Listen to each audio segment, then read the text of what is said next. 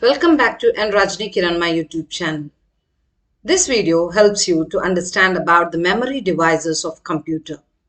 In this video, we are going to talk about RAM, ROM and its types, cache memory and its types. Let us look into this topic. So, the memory device is used to store the data.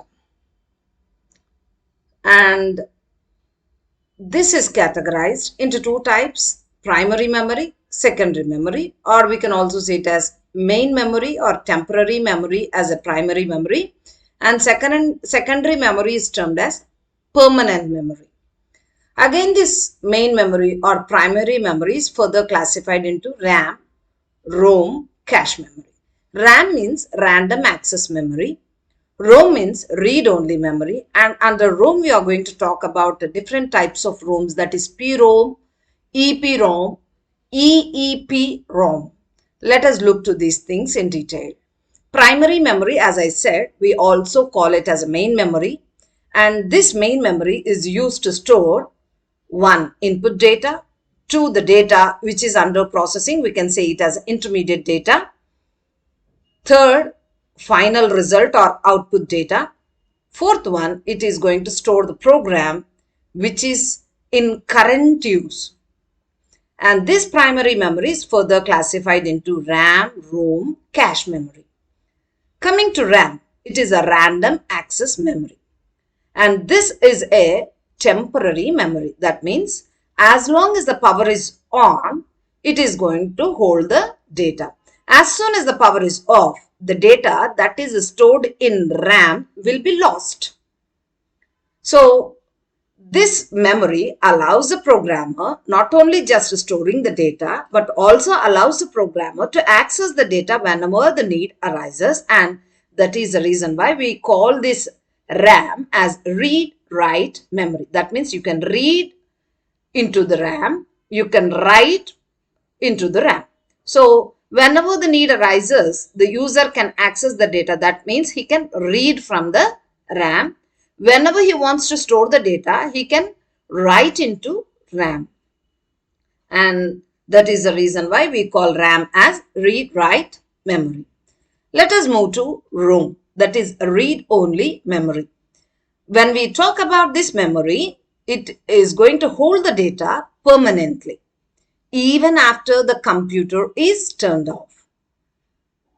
But the programmer cannot write anything or cannot store data onto ROM. And what type of data will be there already in ROM? So it is going to hold or it is going to store basic input-output system, which is used to boot up the computer when it is turned on. So whenever you are going to on a system, some lines of code will be executed. After that, then the desktop will be displayed.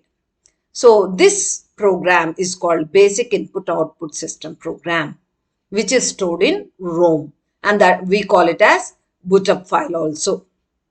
And different types of ROMs are there in the market. And the first type is PROM. We call it as Programmable Read-Only Memory. Why we are calling it as a read-only memory? Why? Because the programmer cannot store the data onto ROM.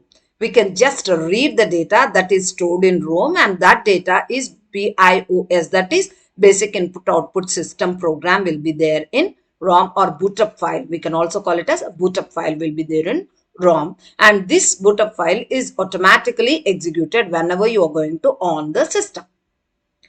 Coming to programmable read-only memory, the main difference between PROM and just ROM is PROM is manufactured as a blank memory. So the user can write onto PROM by using a special device called PROM burner. Whereas simple ROM, that is read-only memory, is programmed during the manufacturing process itself. That is the difference between ROM and PROM. Moving to EPROM. E means erasable, programmable, read-only memory. That means we can erase the content also in ROM by using UV light.